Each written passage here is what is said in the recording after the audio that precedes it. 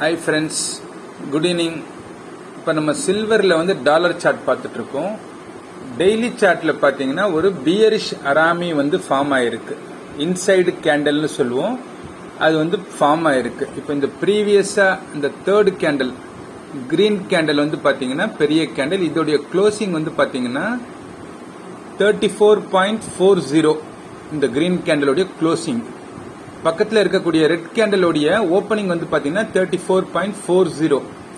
So இந்த green கேண்டலுக்குள்ள தான் வந்து இந்த ரெட் கேண்டல் இருக்கு.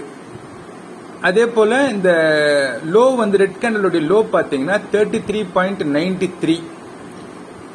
34.11 தான் இந்த ரெட் கேண்டலுடைய க்ளோசிங் வந்து 34.11.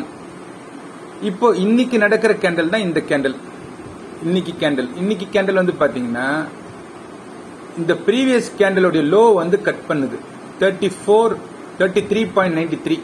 33.93 வந்து கட் பண்ணி 33.90 வந்திருக்கு. ஸோ இந்த ப்ரீவியஸ் கேண்டலுடைய லோ வந்து பிரேக் ஆயிருக்கு. பியரிஷ் அராமி ஃபார்ம் ஆயிருக்கு இன்சைடு கேண்டல். அந்த இன்சைடு கேண்டலுடைய லோ வந்து இன்னைக்கு நடந்துட்டு இருக்கக்கூடிய கேண்டல் வந்து லோ கட் பண்ணிருக்கு. இப்போ நம்ம என்னன்னா இன்னைக்கு க்ளோசிங் வந்து இந்த ப்ரீவியஸ் டேவுடைய க்ளோசிங் கீழே முடிஞ்சிச்சுன்னா அதுதான் கன்ஃபர்மேஷன்.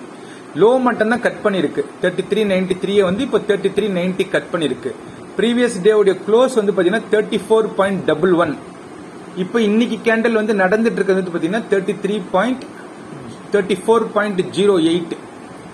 ஸோ இன்னைக்கு வந்து இந்த ப்ரீவியஸ் டேவுடைய க்ளோசிங்க்கு கீழே முடிக்கணும். 34.11க்கு கீழே முடிச்சா மார்க்கெட் வந்து நல்ல ஃபால் ஆகிறதுக்கு வாய்ப்பு இருக்கு.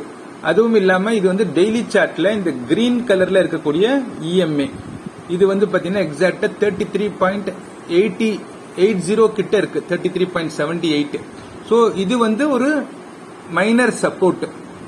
இதை கட் பண்ணிடுச்சு அப்படின்னா நம்ம இந்த லெவல் வரைக்கும் எதிர்பார்க்கலாம். இது வந்து 50 இஎம்ஏ. 50 இஎம்ஏ எங்க வருதுன்னு பாத்தீங்கன்னா $32.45 இது வரைக்கும் வரத்துக்கான வாய்ப்பு இருக்கு. ஜஸ்ட் வாட்ச் பண்ணிக்கங்க. நன்றி, வணக்கம்.